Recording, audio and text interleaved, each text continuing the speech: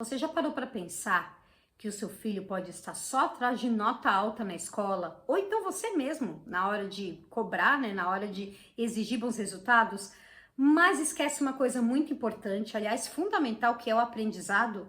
É sobre isso que nós vamos falar no vídeo de hoje, mas antes, bem-vindo, bem-vinda ao canal. Me chamo Daniela Marley, sou pedagoga, sou professora, tenho mais de 10 anos de experiência em sala de aula e oriento famílias que buscam, né? Aqui nesse canal a gente fala exatamente sobre isso, sobre como as famílias podem impulsionar a vida escolar de seus filhos, como resolver aqueles problemas de dificuldades, aqueles problemas de não gostar de estudar, aqueles problemas de falta de motivação. Tudo isso a gente resolve aqui, certo? Então vamos falar um pouquinho sobre isso, porque a escola fala muito da questão de notas, né? Ah, quanto que precisa para passar? Precisa de uma média tal, uma média X, média 5, média 7, que seja.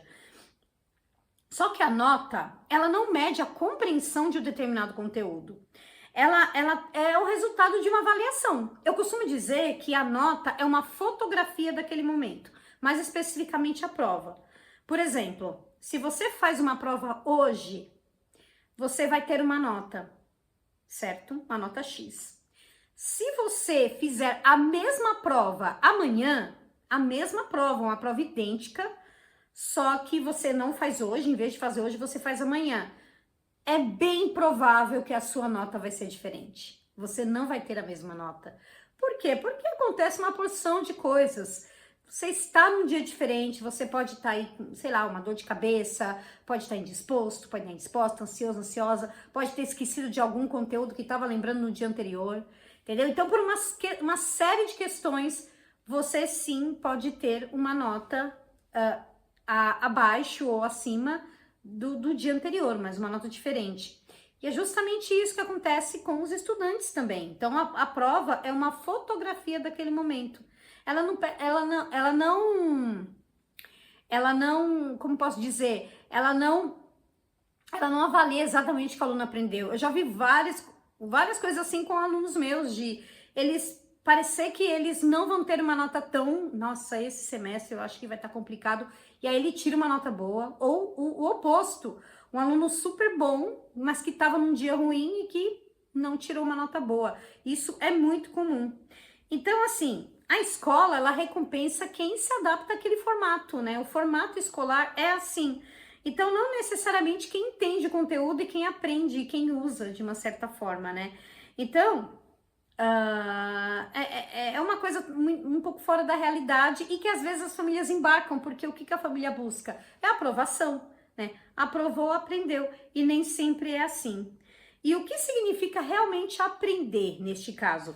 Aprender é você reter esse conteúdo, né? Esse conhecimento que você adquiriu, é você compreender e você saber aplicar e conectar o que você estudou à vida real. Nem tudo é aplicável à vida real, né? Nem tudo é aplicável, mas boa parte das coisas, ouso dizer que a maioria pode ser sim aplicado à vida real.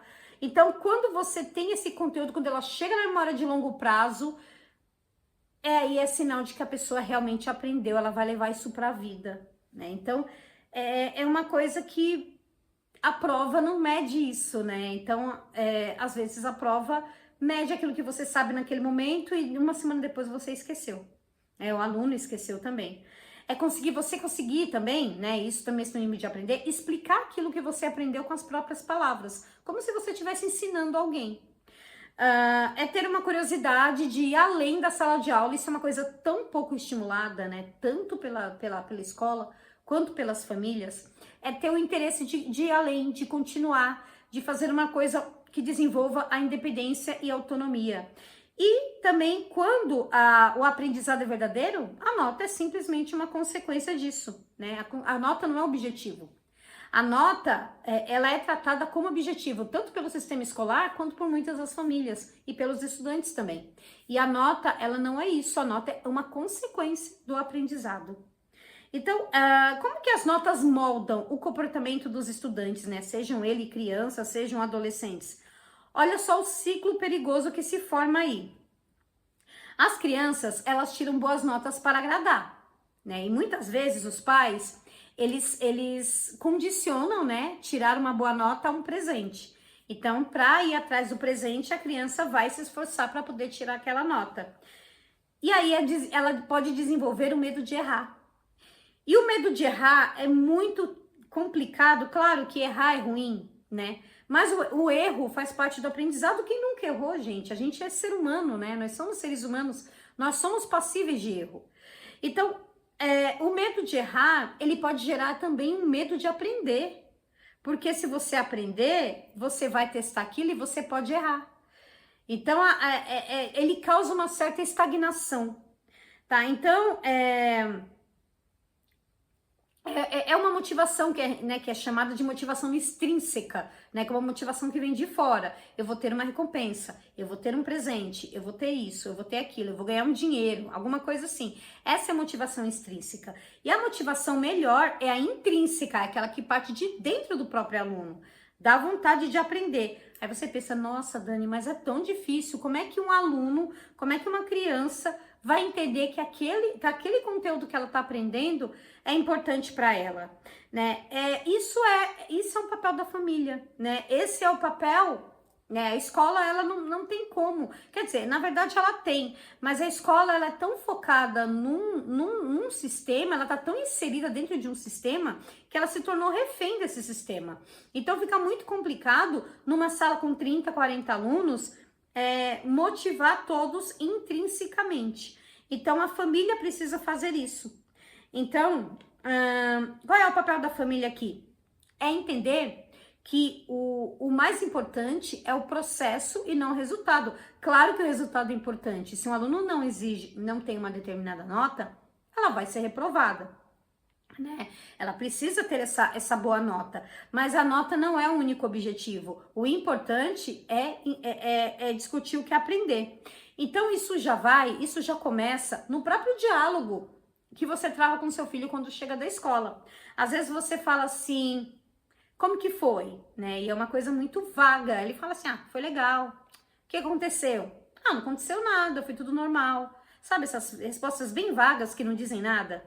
E aí você pergunta assim uma coisa que não tem como ele deixar sem resposta. Você vai deixar assim, o que você aprendeu hoje?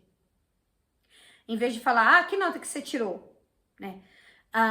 O que você aprendeu hoje? Aí a criança vai falar alguma coisa que ela aprendeu. Né? É você valorizar isso, valorizar o raciocínio, valorizar a dúvida e valorizar também a persistência.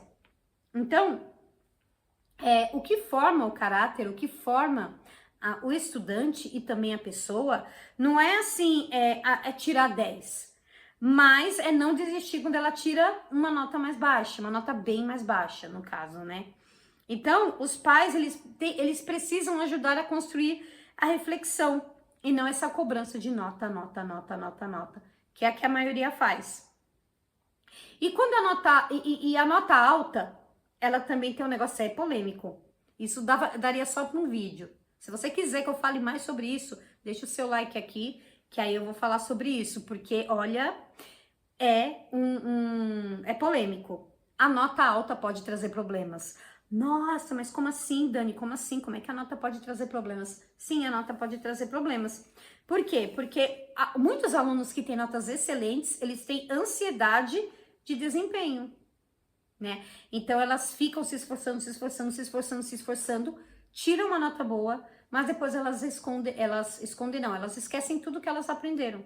Não passam da memória curta, não vão para a memória de longo prazo, ficam na memória de curto prazo. Então, por fora ali, aparentemente, tudo parece ótimo. Tá com uma nota legal, tá bom, ótimo aluno. Só que por dentro há medo, há exaustão, há estresse e falta de sentido de estudar. E uma hora a conta chega. Pode demorar anos, mas uma hora a conta chega. Então, são jovens que não vão saber, como que o conta chega? Em forma de jovens que não sabem estudar sem supervisão, que não têm prazer em estudar, que sempre vão ficar sempre com aquele negócio o perfeccionismo também é uma coisa que não tem coisa boa no perfeccionismo, né? O perfeccionismo é uma coisa que acaba consumindo a gente. Então, por conta disso, a nota alta pode ser um problema, sim. E o que os pais podem fazer na prática?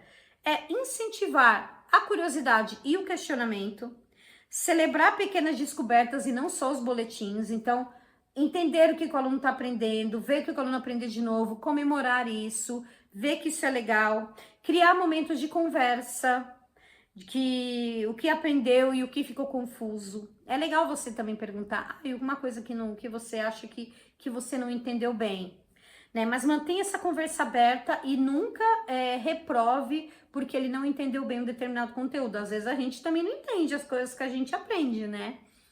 Pense nisso também. Transforme o estudo é algo vivo, né? O estudo não é uma coisa que só tá lá para decorar, e é algo que faz parte da vida familiar e não só da escola, né? Esse é o intuito, inclusive, deste canal. A nota alta, ela não é sinônimo de aprendizado, ela às vezes, na maioria das vezes, ela é sinônimo de adaptação. Então, essa é a reflexão que eu queria deixar no vídeo de hoje. A prática deste vídeo, né? Vou deixar aqui uma liçãozinha de casa, é justamente aquilo que eu falei lá atrás, fazer perguntas sobre o que aprendeu, o que não ficou bom. Às vezes vai ter alguma coisa, teve alguma coisa que você não entendeu? Às vezes ele vai falar, não teve nada, foi tudo bem, deixe quieto, tá? Mas deixe esse canal aberto para que a criança não tenha medo, o adolescente não tenha medo de falar o que ele de repente não entendeu. E aí você pode fazer alguma coisa, vamos pesquisar mais sobre isso em casa. Isso já é after schooling, isso já é educação domiciliar e é uma coisa que não toma tempo e dá assim, e promove assim um elo entre pais e filhos assim absurdo. Então é isso que eu queria falar. Bom, minhas redes sociais estão aqui, o grupo de WhatsApp também, a liturgia dos pequeninos e jovens também para as famílias católicas, para estudarem aí ter mais esse momento, né? Estudar a liturgia diária com as crianças e adolescentes, crianças de 4 a 17 anos, tudo dividido por faixa, muito bonitinho. E é isso. Bom, muito obrigada por ter acompanhado até aqui. Nos vemos no próximo.